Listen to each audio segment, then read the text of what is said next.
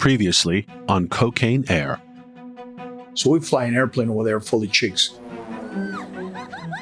And then we take a kilo of cocaine, open it up, put it on top of the table, cut a window, put it on a silver platter, and have at it. Party for the weekend. In 1986, TJ Dominguez is making $20 million a month, flying cocaine for Pablo Escobar. But after Pablo refuses to pay TJ in cash and starts paying him with cocaine, TJ becomes a cocaine kingpin in his own right. Adjusted for inflation, he is now earning more than $100 million every single month. I did what no other smuggler had ever done in the history of smuggling, and that is fly my own plane, drive my own boat, bring it in, transport it on the land, sell it, collect the money, take the money, send it to Europe, bring it back laundered, and invested it. But when dozens of armed federal agents surround the 8,000 square foot mansion TJ is storing his tons and tons and tons of cocaine in, his underlings start to panic, especially Yayo, who picks up a loaded gun and is about to start shooting. He says, I'm not going back. They're not taking me alive. If they want me, they're going to have to come shoot me. And he's got the machine gun in his hand, right? This guy's like going bonkers. But TJ, sensing there's more to this story than meets the eye, disguises himself as a gardener and goes out on his own secret recon mission. I'm just going to go out there and test the water. If they say anything to me, I'll speak Spanish and I'll say I'm just the lawn guy, you know? So I grab a broom, right? And I just open the garage door. I look over and I see all the cars out there. And I'm not really looking over there, but I'm looking from the corner of my eye and I'm push brooming all the pavers. And when one of those armed federal agents notices TJ sweeping the driveway, he yells at me really loud, "You over there with a broom!" And what happens next, no one sees coming. I don't know what the hell's going on.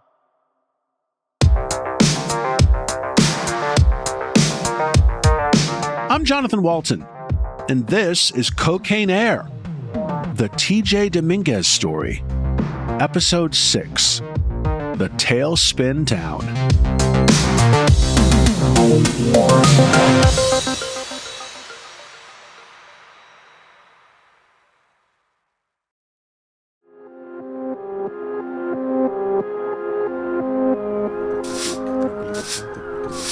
I'm push brooming all the pavers. "Hey, you," he yells at me. So I don't look up. He says, "You over there with a broom." And he yells at me really loud. So I look up, stop pushing the broom. And I said, "What, me?" He goes, "Yeah, you. Get back in the house." And I said, "Why? What's going on?" He goes, "We got a fugitive that's armed in the house across from your house. Get back in the house." I said, "Yes, sir," right away. I ran right in the house. I said, "Guys, break out the beer. They're not here for us." That's just such a, like, how could they not be there for you, right? You How never could know. they not? There's an armed fugitive across from the house that was held up in the house. Somebody tipped them that there was a fugitive that the government had been after. And they were there for him, not us. And you know, we got probably 2,000 or 3,000 kilos inside the house. These guys are like, "Hey, get back in the house." "Yes, sir," right away.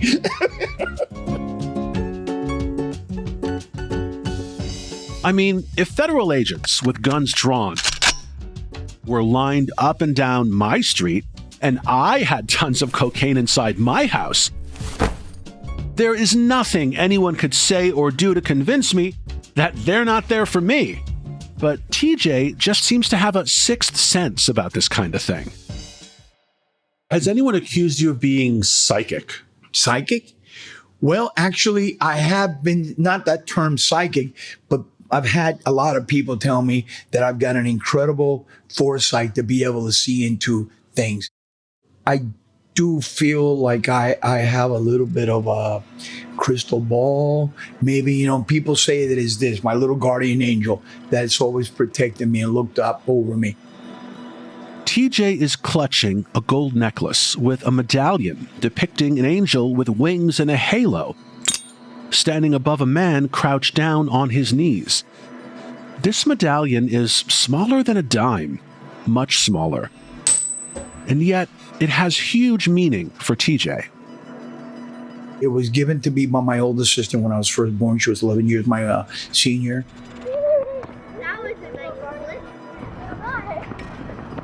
I don't wear nothing around my neck except this little guardian angel. And I'm a strong believer that I should have been dead many, many, many times or have been arrested many, many, many times. I sometimes get a feeling, Jonathan, that I know what's going to happen before it happens. I really do.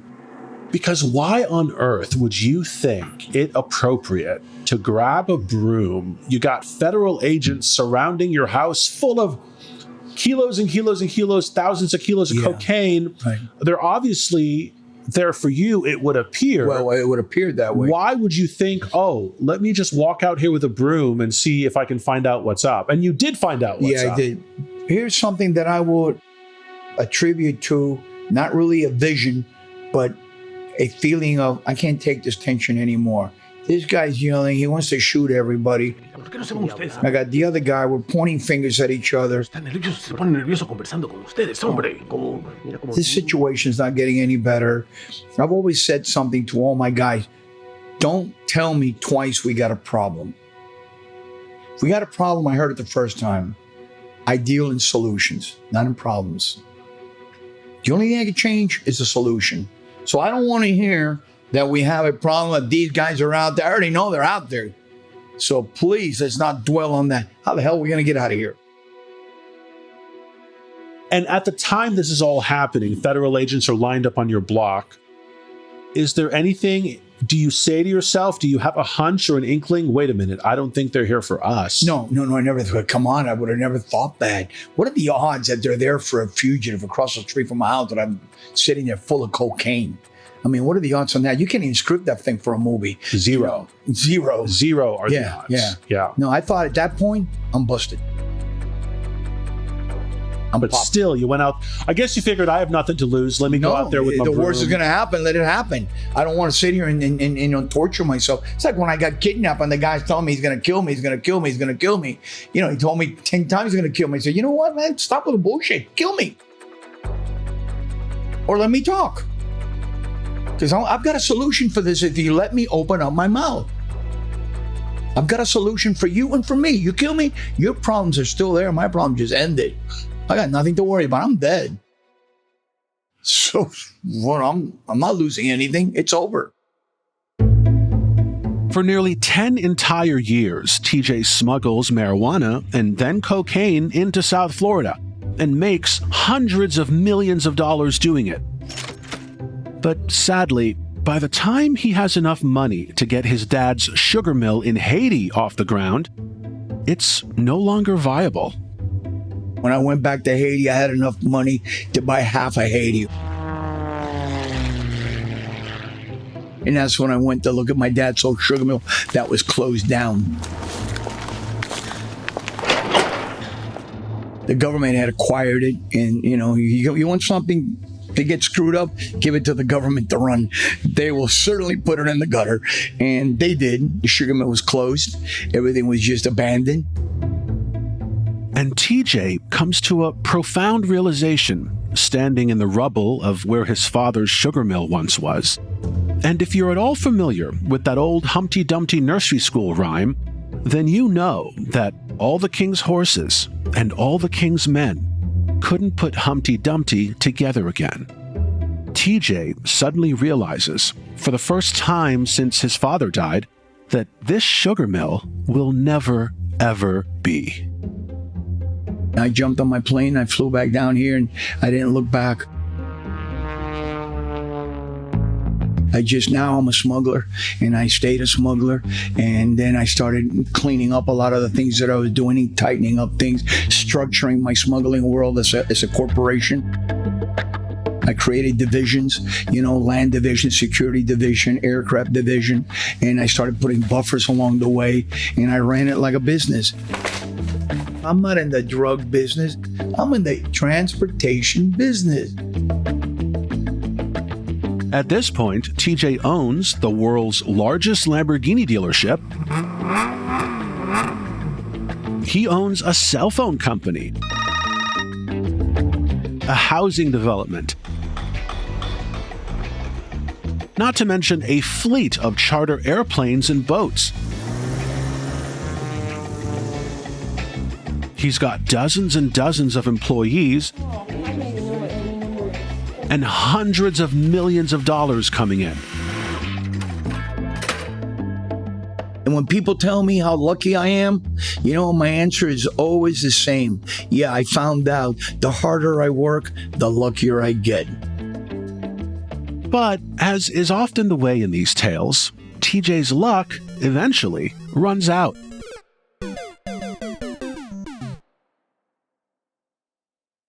And his ultimate downfall is almost Shakespearean. I mean, the guy responsible for TJ's demise is somebody he knows, somebody he loves, somebody he trusts with his life. Jack, who teaches me how to fly, who knows pretty much everything about me. He knows more about me than I know about me. We became almost like a family. We really were. The group of ours, we were like the Knights of the Round Table. That's why I called my my aircraft company Excalibur, after the sword of King Arthur. We sat around a table before the trips. We mapped them out. You're going to do this, you're going to do that. What happens is Jack's making a lot of money, millions of dollars a month, okay? And with the money, he couldn't really handle it. And he started partying too much. He started going to strip clubs, bringing all the girls home. Going through a kilo a week or in a few days. Giving out coke, like if it was just candy. And going through money and so forth and so on. And filming. About 4 cameras, filming himself laying in bed with a flock of women. And I told him, Jack, man, you're gonna have to slow down. You're getting out of control, It's winter. Winter in South Florida, right? So it's like maybe 60-degree weather, early in the morning, 65. The guy's sweating, and he's got blood coming out of his nose, just dripping. I said, Jack, this is going to have to come to an end, man. I'm going to put you in a rehab. I said, we're going to clean you up. I'm not telling you to stop doing drugs. I'm just telling you you're out of control. And, well, who the hell are you to tell me what to do with my own personal, private life? I said, I'm the guy that cares for you. He says, well, I effing made you. He said, you made me? I said, Jack, when I first met you, you were eating a cheeseburger a day, a bite for breakfast, a bite for lunch, and the rest for dinner. You were living out of a shoebox, I said, that I rescued you from. You made me? I said, that's it. And I really got upset with that statement. And I said, okay, you're out from underneath my umbrella, man. From now on, I don't want to see you. I want nothing to do with you. Turn in all the keys to the airplanes. Don't go near anything that I control, own, or I'm with. And so he gets all pissed off at me. Fine. I go have a meeting with the rest of my guys. I said some things that, that I'm not really proud of today. I said something has to happen to Jack. He's a liability. He's a bad liability right now. If something doesn't happen to Jack, he's going to bring us all down. He's out of control. He knows too much. TJ's right. Jack is actually about to bring them all down. And any other drug lord would have had Jack murdered to eliminate the threat. But TJ could never do something like that, even though he knows Jack is going to cost him his freedom. I said, get a piece of paper, write down, put a date on it. He's going to bring us all down. I said he's going to bring us all down. I walked away from that.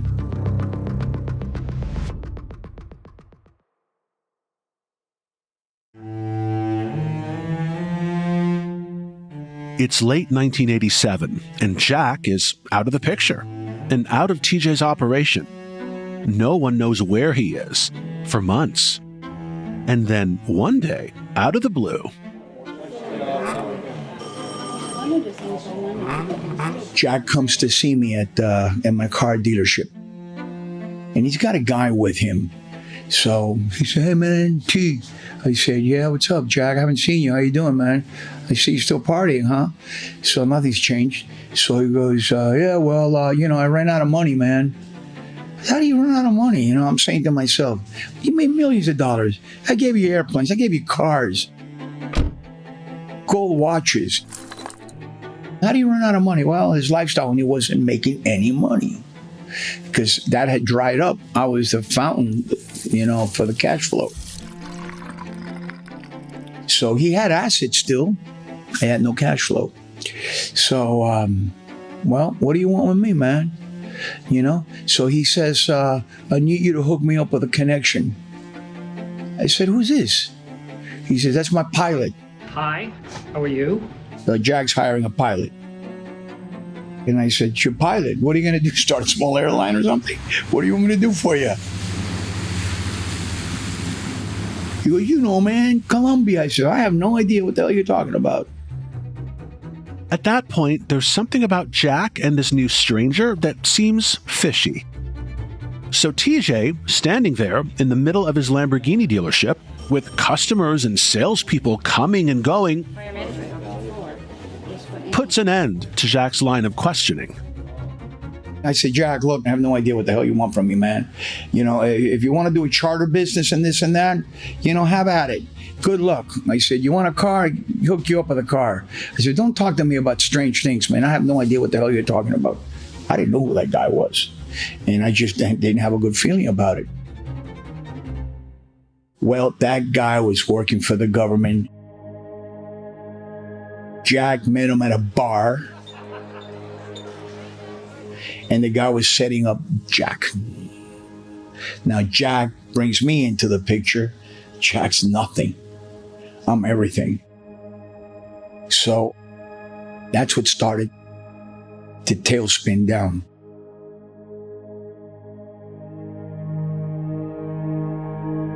Jack goes out and he buys, he had a boat, and then he buys 10 kilos in the Bahamas. They're going to bring in 10 kilos of cocaine. Well, what happens now is that the guy was working for BSO, which was Broward Sheriff Department. And they set Jack up. And BSO brought in the feds because it was DEA, it was a bust. So they bust Jack. Jack gets nailed for like 10 kilos, something stupid like that, you know? Next thing I know, I'm hearing from Jack, calling one of my lawyers. He needs a lawyer. He's in trouble. Hello? So, of course, I'm going to go out there and look out for him because for too many reasons. I want to hire the lawyer, and I want to make sure that the lawyer represents him, but he represents me too. And I don't want to say that all lawyers are crooked, but trust me, the loyalty's to Frankie. You know, if I'm putting the hundreds on the table, I want to know what the hell's going on here. It's a smart thing to do, to control the lawyers. You control the lawyers, you control them. So I hire the lawyer, and you tell him what's going on. He says, they set him up. And your names come up, though, but Jack is good. You know, so next thing I know, he's representing him, but they're putting more and more pressure on Jack. But federal prosecutors know Jack is just a small fry. And they want to bust a big fry. They want TJ Dominguez.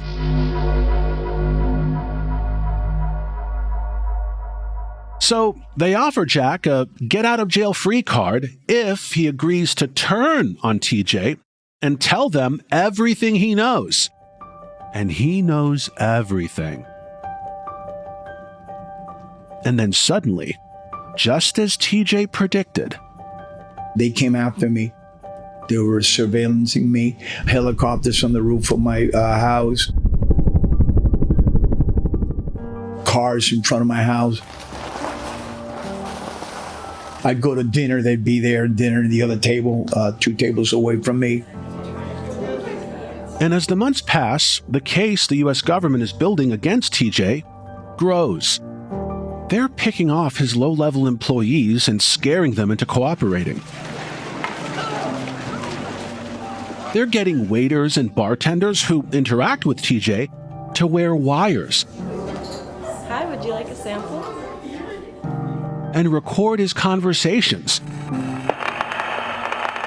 At this point, TJ knows his days walking around as a free man are numbered. He's got literal fortunes stashed away in banks all over the world. And for a moment, TJ contemplates getting in the cockpit of one of his 30 airplanes. We've been cleared for takeoff. And just flying out of the United States to safety. To one of the many countries without any extradition treaties with the U.S. and live out the rest of his days as a very wealthy and very free man. So you could have left before they arrested you with gazillions of dollars in Switzerland. Yeah, absolutely. So why? Why did I choose to stay? Yeah. Because it was destiny, man. It wasn't meant for me to leave. But was there an intellectual calculus that you Emotional. thought it was emotional? For More your emo- yeah. family? Yes. Because intellectually, I would have been gone. Boom. I would have definitely gone on the ground. And that's what my head would have said. But in his heart, there's just no way TJ can flee and leave everyone else holding the bag. Because of the love that I have for my family and dedication, and people depend on me. And I just didn't want to run and look coward. It wasn't a manly thing to do. So TJ decides to stay and face the music. And then things get really crazy. It feels like the universe hired Brian De Palma to direct this next scene in TJ's life. My arrest was amazing. My arrest was really, really amazing. At 4 or 5 in the morning, boom. It was like an explosion I hear. And I know the sound of helicopters. I'm here, ta ta ta ta ta ta ta ta ta ta. And then all of a sudden I wake up and it all happened just like a movie. The whole thing blew up on my face. The noise from the helicopter, the charging, the house was covered wall to wall with people. Just take 5, 6 agents, multiply that times 4 or 5 agency. There was over 100 people in my house. Helicopters on the roof. They roped off the whole neighborhood. They came in through the door, all running toward me, dressed in black SWAT outfits. I raised my hands up and I said, listen, guys, I know the routine. There's no need for all this violence. I'm gonna kneel down. So I kneeled down. They put me on the floor. They had rifles all around me, like circling wagons like this on. I looked at a couple of them and I said, God darn, man, you guys are more nervous. They said, you're gonna shoot me by accident. Stay down. Get the goddamn gun off my head. You don't need all this bullshit. I'm already laying down. This is overkill. TJ fully cooperates with his arrest. And federal agents put him in jail. Then, federal prosecutors throw the book at him. Order in the court. I got indicted on an 848. Back in the day, the 848, which is continuous criminal enterprise, it's the worst charge that the United States has on their books. It was created for major organizations. Not everybody qualifies. But TJ qualifies because he is actually operating a continuous criminal enterprise, smuggling and then selling tons and tons of cocaine all over the United States, using planes, boats, cars, houses, and an armada of business fronts and employees. My indictment came out of Washington, D.C. by the Attorney General at the time. Because now they're charging me in the Central District. They're charging me in Georgia. They're charging me in Detroit. One prosecutor told me, I said, what the hell am I doing in Detroit? Getting indicted up here for like 7 tons of cocaine. I've never been to Detroit. I don't even drive a Chevy. I swear to God, I said that to him. The guy goes, I'll indict you over every state you flew over. Airspace. I'm a conspiracy. You entered through this airspace. It becomes part of the conspiracy. Because you could have gone around North Carolina, but no, you went right through it. TJ is behind bars at this point, awaiting trial. But it's a trial he is not planning to attend.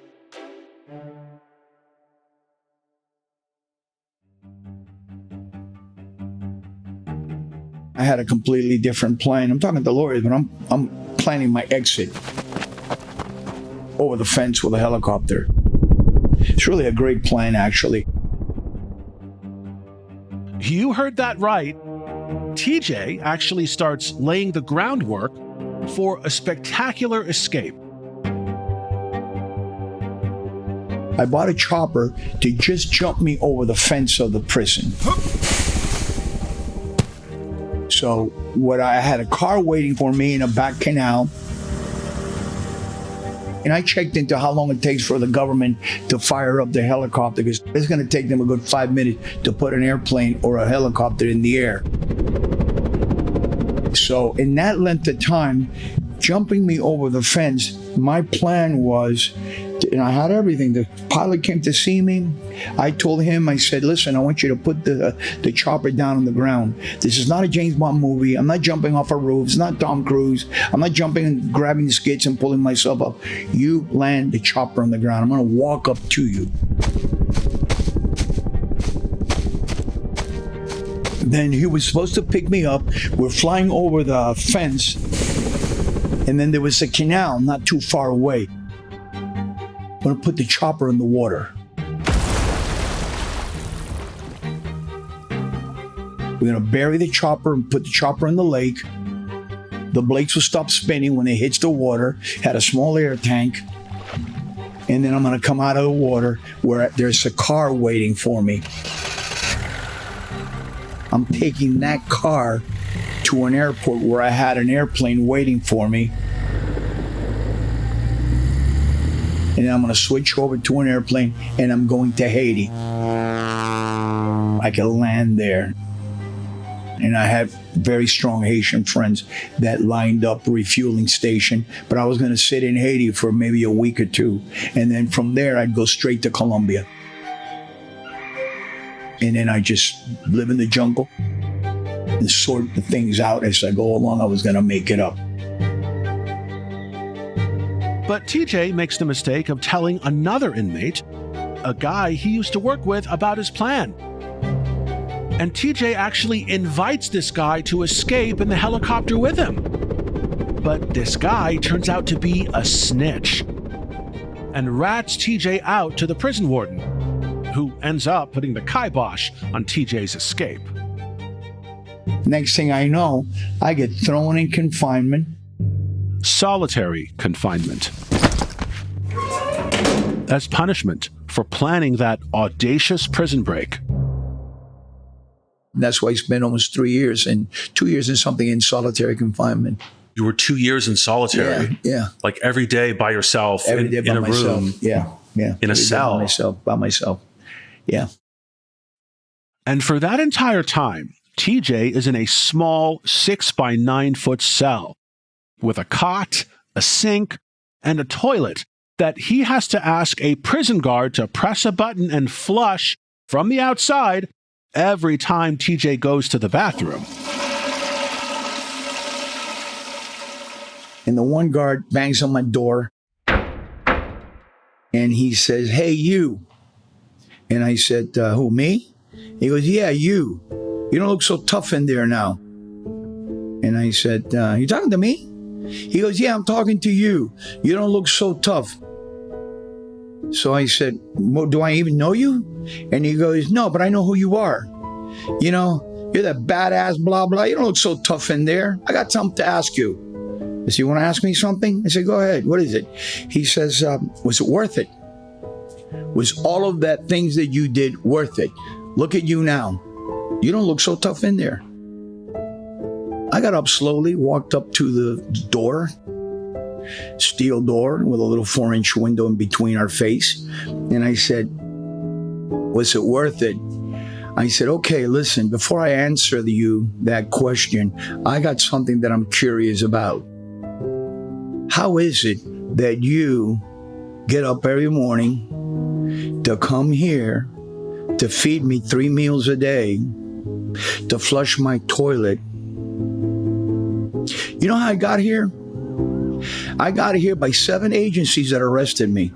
I was handcuffed up to my neck. They kicked my butt all the way to this cell that you got me in. I didn't come voluntarily here. I came here against my will." I said, "So I go back to what intrigues me about you. How is it that, again, you come here to provide me with security, to feed me 3 meals a day? You can't call your wife because you're in prison. And to flush my toilet voluntarily. I'm going to be going home one day. But let's look at your situation. If you don't get fired, you do what, 25, 30 years in god darn prison?" How did he respond to that? Here's how he responded. Turned around, said nothing to me, walked away. 3 days later, he comes back. He says, "I haven't slept in 3 days." I said, "What do you mean?" He says, "Just thinking about what you told me." He says, "You're right. You're right. If I don't get fired, I'm going to do 30 years in jail, in prison." That's really got me messed up. So I said, "Well, I didn't mean to mess you up. I just wanted to share some thoughts that I had with you. When you're asking me, was it worth it for me? Yeah, I've been with the beautifulest woman in the world. I've had, swung for the highest chandeliers. I had a ball in my life, not quantity, quality." I say, "You, on the other hand, you don't have quality and you're going to have a lot of quantity spending 30 years in jail." That's what I meant. "I'm sorry if you spent 3 days without sleeping." So he said, "All right, man. All right." Just, walks away.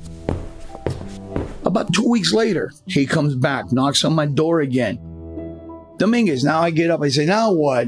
So I walk up to the window. He says, "Hey, listen, man, I applied at Miami Beach Police Department, got accepted. You changed my life. When you get out of this place, call me up and we'll have a beer together." Oh my God. And I said, "Wow." He says, "You changed my life. I owe you that." TJ is still in solitary confinement at this point. And now he turns his attention to fighting the sprawling federal case against him.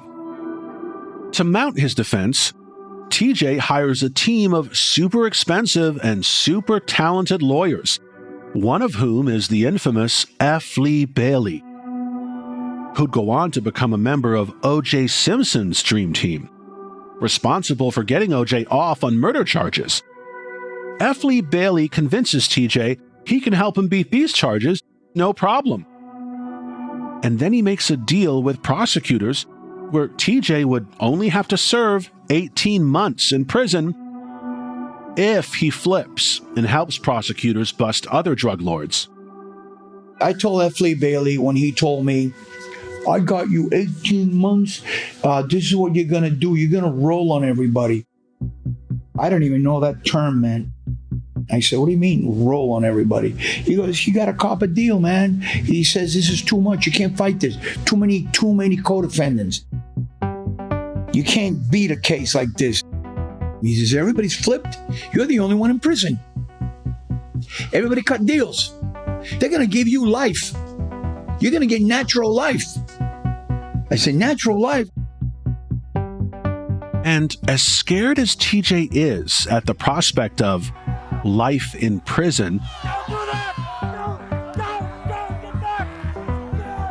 he adamantly refuses to flip on anyone, especially Pablo Escobar, who is still operating his cocaine empire in Colombia at this point.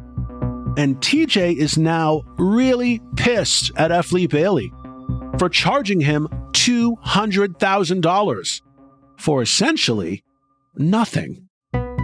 He says, can't go to trial. I said, well, why didn't you tell me this before, when you were at my car place? You said you need F. Lee Bailey, and you patted your chest like some sort of like Tarzan movie, you know? And I said, what happened to that F. Lee Bailey? Now you're telling me you can't defend me? He says, I could defend you, but we're not going to win. I said, okay, give me my money back. And then he gives me this long face like, I'm not giving you your money back. So I leaned forward and I said, look, I got very little bit to lose now. If you don't give me my effing money back, buy a remote control to start your god-darn car every morning. My Colombians, they're still all out there.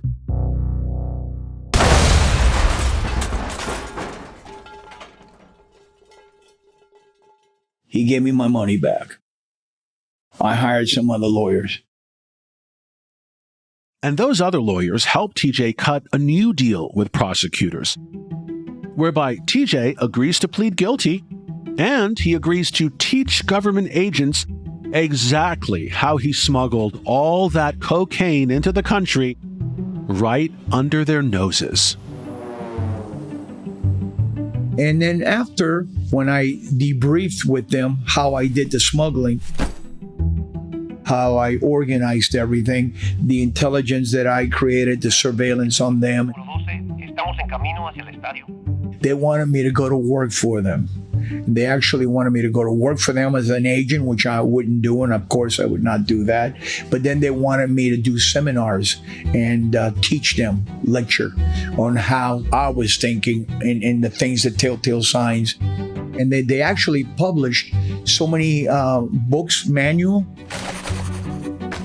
that were distributed in so many different countries based on how I smuggle and the things that I put together to create my CC, Continuous Criminal Enterprise. But TJ turns down the government's job offer and just pleads guilty and throws himself at the mercy of the court.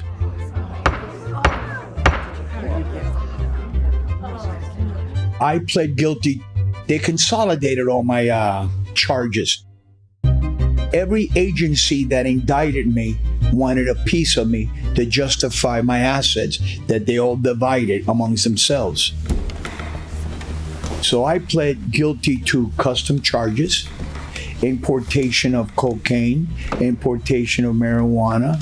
I pled guilty to distribution of marijuana, cocaine, and then I pled guilty to money laundering. I pled guilty to, which is really crazy because, like I said, can't I just plead guilty to the CC, which encompasses everything? But no, they wanted it all broken down in fractions to make up the full yard. If TJ had gone to trial and been found guilty by a jury, he'd be looking at life in prison. But because he pled guilty, sparing prosecutors the expense and the arduousness of a trial, and because TJ helped educate government agents about his smuggling operation, by the time all is said and done, TJ ends up serving 13 years in federal prison.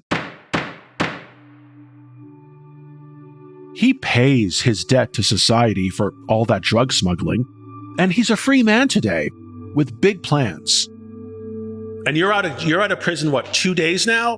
Yeah, 3 days. And here we are talking TJ is actually starting an entirely new business, a line of cosmetic adjacent products, believe it or not. And even though he's more than 70 years old, he's got the spark and the energy of a man half his age.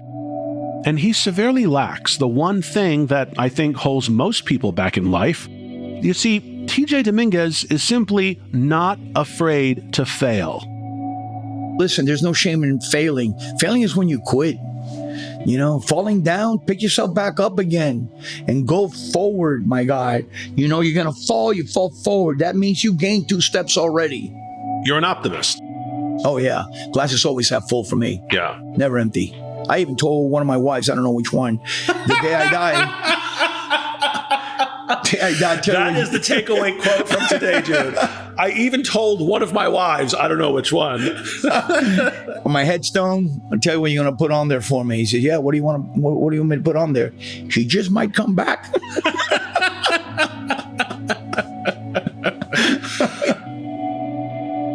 How insane is it that Cocaine Air actually started out as a crazy con story when those 2 shady bankers scammed TJ in episode 1? I was the victim of a con which pushed me in the direction that I actually ended up in. And if you're into crazy con stories, check out my book, Anatomy of a Con Artist, available on Amazon and everywhere else books are sold. I'm taking what I've learned from investigating hundreds of con artist cases over the years and distilling it down to the 14 red flags you can use to spot the scammer in your life before they con you or anyone you love.